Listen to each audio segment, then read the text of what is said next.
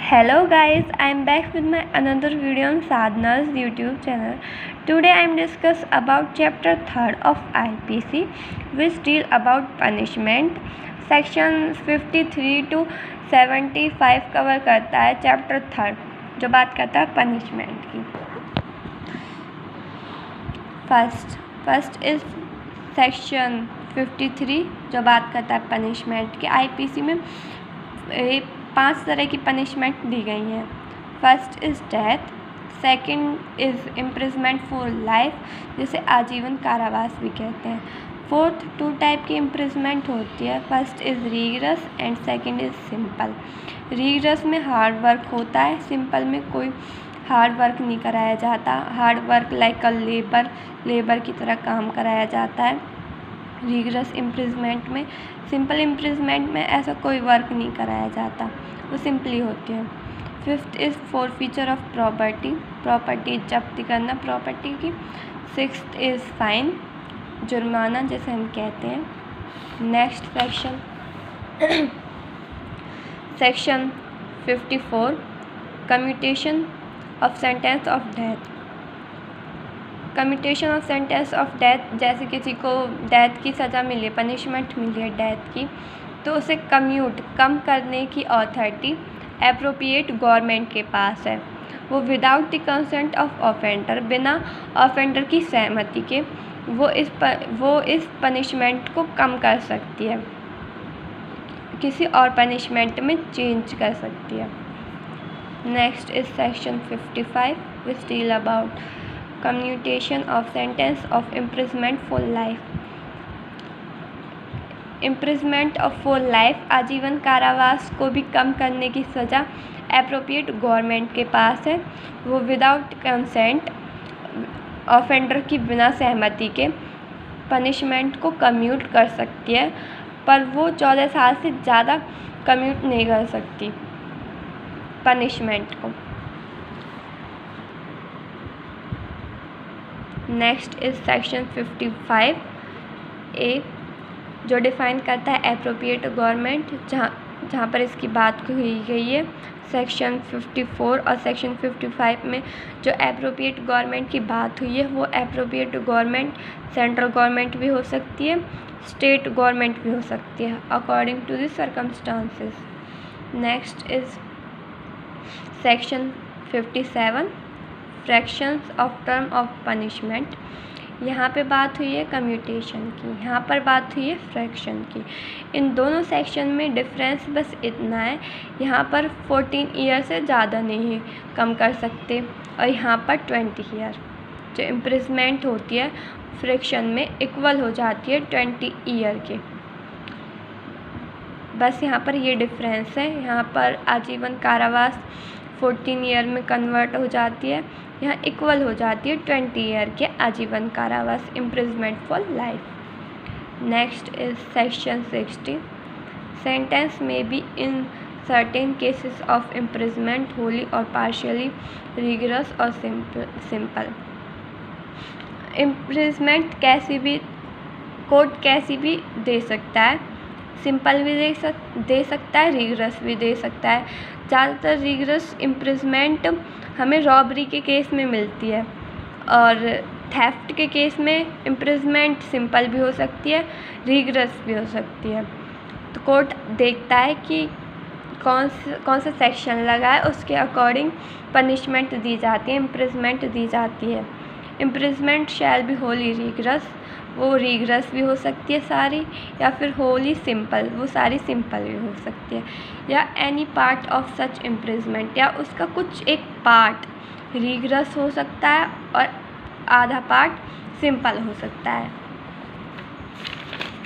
Next is section 63 amount of fine.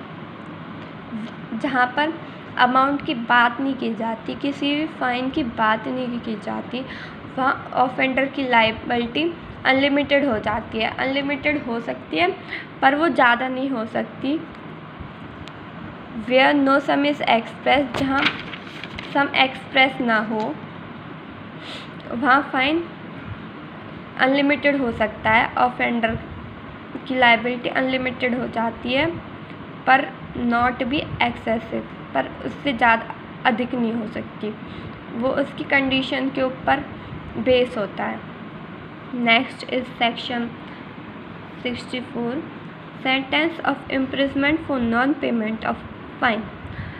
अगर किसी को इम्प्रिजमेंट मिली है, अगर किसी को फ़ाइन मिला है और वो फ़ाइन देने में असमर्थ है, वो नहीं दे पाता, तो उसे सेंटेंस ऑफ इम्प्रिजमेंट, उसे पनिशमेंट हो जाती है इम्प्रिजमेंट की, in default of payment of fine. अगर वो जुर्माना नहीं देता है तो ऑफेंडर को पनिशमेंट हो जाती है इम्प्रिजमेंट की, जेल हो जाती है उसे, अगर वो जुर्माना नहीं दे पाता है किसी रीज़न से। Next is section 65, limit of imprisonment for non payment of fine. अगर कोई जुर्माना नहीं देता है तो उसकी लिमिटेशन क्या है, लिमिट क्या है इम्प्रिजमेंट की, वो सेक्शन 65 में बताई गई है कि अगर कोई भी वो नहीं दे पाता, फ़ाइन नहीं दे पाता, जुर्माना नहीं दे पाता, तो उसे उसकी जो इम्प्रिजमेंट दी गई है उसका 1/4 पार्ट उसमें ऐड हो जाएगा। जैसे मानो ए है, ये बात करते हैं, ए है, उसको 12 साल की सज़ा हुई है, प्लस उसे 500 रुपये का फ़ाइन हुआ है। अगर वो फ़ाइन नहीं दे पाता तो जो इसका 1/4 पार्ट है, 12 × 1/4 पार्ट, जो 1/4 पार्ट होगा वो उसमें ऐड किया जाएगा उसकी इम्प्रिजमेंट में। 12 में 3 ऐड किया जाएगा तो 15 ईयर उसकी पनिशमेंट हो जाएगी। Next is section 66, description of imprisonment for non payment of fine. जो description of imprisonment for non payment of fine, जो इम्प्रिजमेंट का डिस्क्रिप्शन किया गया है, अगर कोई जुर्माना नहीं देता है, कोई जुर्माना देने में असमर्थ है, तो जो इम्प्रिजमेंट उसे दी जाएगी वो अकॉर्डिंग टू द कोर्ट दी जाएगी। कोर्ट देगा उसे इम्प्रिजमेंट की उसे कितनी मिलनी चाहिए, उसका डिस्क्रिप्शन कोर्ट करेगा। ये बात सेक्शन 66 में बताई गई है। नेक्स्ट इज सेक्शन 67, जो बात करता है imprisonment for non payment of fine when offence punishable with fine only. जब किसी को फ़ाइन ही मिला हो, किसी को इम्प्रिजमेंट नहीं मिली, जैसे बहुत से केस होते हैं जिसमें जेल नहीं होती, बस जुर्माना होता है, जैसे चालान वगैरह कटता है बाइक का, उसमें फ़ाइन होता है ओनली। अगर कोई ऑफेंडर फ़ाइन देने में असमर्थ है, वो फ़ाइन नहीं दे पाता किसी कारणवश, तो उसे सिंपल इम्प्रिजमेंट होगी। अगर फ़ाइन हो रहा हो 50 रुपये से ज़्यादा अगर फ़ाइन ना हो तो उसे सज़ा मिलेगी 2 मंथ से ज़्यादा उसे सज़ा नहीं मिल सकती, 2 मंथ मिलेगी या उससे कम मिलेगी। नेक्स्ट इज़, अगर उसे 100 रुपये फ़ाइन हो, 100 रुपये से ज़्यादा फ़ाइन नहीं हो, 100 रुपये हो या उससे कम हो, तो उसे पनिशमेंट मिलेगी 4 मंथ की इम्प्रिजमेंट की, या उससे कम भी हो सकती है, बट एक्सीड नहीं होगी, 4 मंथ से ज़्यादा नहीं हो सकती। और इन एनी अदर केस, अगर कोई 100 रुपये से अगर ज़्यादा को कोई केस हो, कोई फ़ाइन हो, तो उसमें जो पनिशमेंट होगी वो 6 महीने से ज़्यादा नहीं हो सकती। नेक्स्ट इज सेक्शन 68, जो डील करता है imprisonment to terminate on payment of fine. इसमें बताया गया है कि अगर कोई बंदा, कोई ऑफेंडर पेमेंट नहीं दे पाता,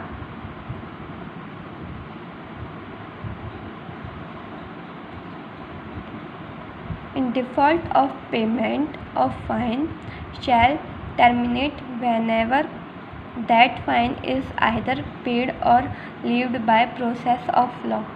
अगर कोई जैसे किसी को इम्प्रिजमेंट मिली है और फाइन भी मिला है, अगर किसी को फ़ाइन ही मिला है और वो फ़ाइन देने में असमर्थ है, वो दे नहीं पाता फ़ाइन, तो उसे इम्प्रिजमेंट मिलती है। ये हम सेक्शन पहले पढ़ चुके हैं। लेकिन अगर वो बीच में ही वो फ़ाइन पेड कर देता है तो फिर वो टर्मिनेट हो जाएगी, उसकी इम्प्रिजमेंट टर्मिनेट हो जाएगी, ख़त्म हो जाएगी, उसकी जेल की जो सज़ा है वो ख़त्म हो जाएगी। Next is section 69, termination of imprisonment on payment of proportional part of fine. अगर सज़ा के बीच में, इम्प्रिजमेंट के बीच में अगर कोई कुछ पार्ट पेड कर देता है फ़ाइन का, तो उसकी जो इम्प्रिजमेंट है तब भी वो टर्मिनेट हो जाती है। अगर वो before the expiration of term of imprisonment करता है, मतलब इम्प्रिजमेंट के ख़त्म होने से पहले अगर वो पेड करता है फ़ाइन को, तो फिर उसकी जो इम्प्रिजमेंट है वो टर्मिनेट हो जाएगी। फॉर एग्ज़ाम्पल ए है,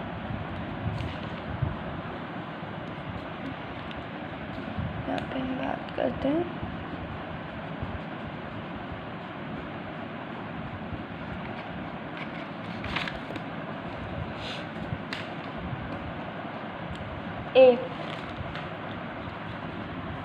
ए को 100 फ़ाइन मिला है, 100 रुपीज़ का फ़ाइन मिला है और 4 मंथ की इम्प्रिजमेंट मिली है।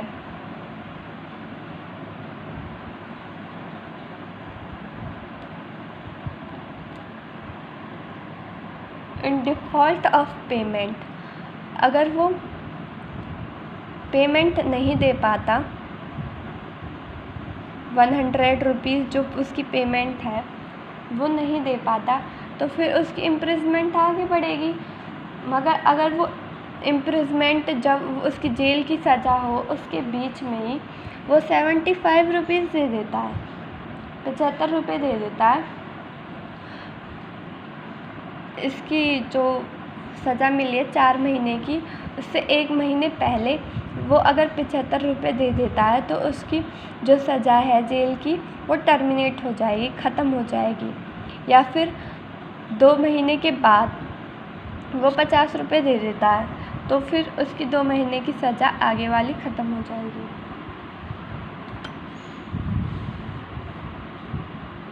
नेक्स्ट इज सेक्शन 70, जो बताता है fine leviable within 6 year during imprisonment, death, not to discharge property from liability. इसमें 2 बात की गई है। पहली बात, फर्स्ट इसमें बताई गई है फ़ाइन की। अगर कोई फ़ाइन नहीं दे पाता इन 6 ईयर, 6 साल के अंदर कोई फ़ाइन नहीं दे पाता, तो जो वो उसकी इम्प्रिजमेंट है, उसकी जो जेल की सज़ा है वो लॉन्गर पीरियड तक हो सकती है। ये बात बताई गई है इस सेक्शन में। The fine unpaid part may be liable at any time within 6 months, offender be liable to imprisonment for longer period।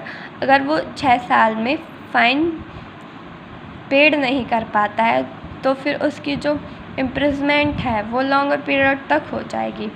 और दूसरी इसमें बात करता है death, not to discharge property from liability. इसमें ये बात कही गई है, अगर किसी की डेथ हो जाती है तो उसकी लाइबिलिटी ख़त्म नहीं होती।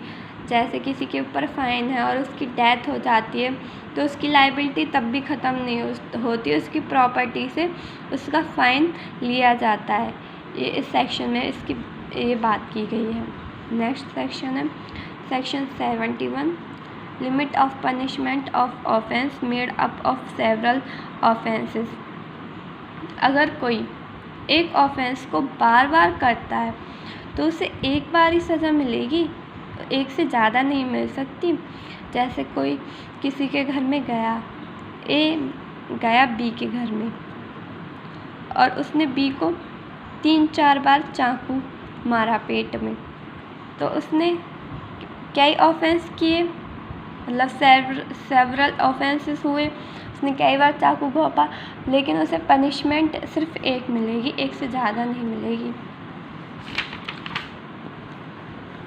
Next is section 72 punishment of person guilty of one of several offences, the judgment stating that it is doubtful of which। इसमें बात की गई है जैसे ऑफेंस हुआ है, अगर कोर्ट को डाउट है कि इसने ऑफेंस किया है, डाउट है, उन्हों के पास कोई सबूत नहीं है, डाउट के बेस पर अगर वो लगता है कि उसने कोई ऑफेंस किया है, तो जो कम पनिशमेंट होगी, सबसे कम जो पनिशमेंट होगी वो दी जाएगी उसको, उससे ज़्यादा नहीं दी जाएगी। जैसे सेवरल ऑफेंस हुए हैं और गिल्टी माना है एक ऑफेंडर को कि ये इसने डाउट के बेस पे उसे सज़ा मिलती है और वो भी जो कम सज़ा होगी वो दी जाएगी। नेक्स्ट इज सेक्शन 73 जो बात करता है सॉलिटरी ऑफ कॉन्फाइनमेंट की। सॉलिटरी कॉन्फाइनमेंट सॉलिटरी कन्फाइनमेंट वो कन्फाइनमेंट होती है जो टेररिस्ट वगैरह को मिलती है। एकांत जिसे हम बोलते हैं, एकांत एक जगह, मतलब अलग जगह उन्हों के लिए होती है, अलग रखा जाता है उन्हें, ऐसे होती है सॉलिटरी कन्फाइनमेंट। और इसके लिए भी टाइम पीरियड बताया गया। अगर किसी को 6 महीने से ज़्यादा इम्प्रिजमेंट मिली है, term of imprisonment not exceeding 6 month, अगर 6 महीने से ज़्यादा सज़ा मिली है तो उसे सॉलिटरी कन्फाइनमेंट कितना होगा, 1 मंथ के लिए सॉलिटरी कन्फाइनमेंट होगा। अगर exiting 6 month but not exiting 1 year, अगर 6 महीने से ज़्यादा हो लेकिन 1 साल से ज़्यादा नहीं हो इम्प्रिजमेंट, तो उसे मिलेगी 2 मंथ की सॉलिटरी कन्फाइनमेंट। अगर उसे 1 ईयर की इम्प्रिजमेंट हुई है तो उसे मिलेगी 3 मंथ की solitary confinement. Next is section 74 limit of solitary confinement. ये लिमिट बताता है सॉलिटरी कन्फाइनमेंट की। जो सॉलिटरी कन्फाइनमेंट मिलती है, ये सज़ा जो मिलती है, इसमें ना बीच में इंटरवल दिया जाता है, मतलब ये रेगुलर नहीं होती, बीच में जो होता है ना पीरियड्स के बीच में इंटरवल होता है। Confinement shall in no case exceed 14 year at a time, एक साथ ही 14 दिन तक नहीं होती, बीच में इंटरवल होता है, बीच के जो पीरियड होते हैं उसमें इंटरवल होता है। व्हेन द इम्प्रिजमेंट, जब 3 महीने की सज़ा हो। नेक्स्ट पॉइंट बात करता है जब 3 महीने की सज़ा हो तो जो सॉलिटरी कन्फाइनमेंट होती है वो 7 दिन से ज़्यादा नहीं हो सकती एक मंथ में। हर मंथ में 7 दिन से ज़्यादा सॉलिटरी कन्फाइनमेंट नहीं हो सकती, उसमें इंटरवल होता है बिटवीन दी पीरियड्स, इनके बीच में इंटरवल दिया जाता है। Next is section 75 enhanced punishment for certain offences under chapter 12 और chapter 17 after previous conviction। इसमें बताया गया है जो इम्प्रिजमेंट है, जो चैप्टर 12 और 17 में जो चैप्टर हैं उनमें जो पनिशमेंट दी गई है उनमें बात की गई है 3 इयर्स की पनिशमेंट। 3 इयर्स की पनिशमेंट की बात हुई है या उससे ज़्यादा की बात हुई है। I hope you like my video. If you like my video then subscribe my YouTube channel. Thank you.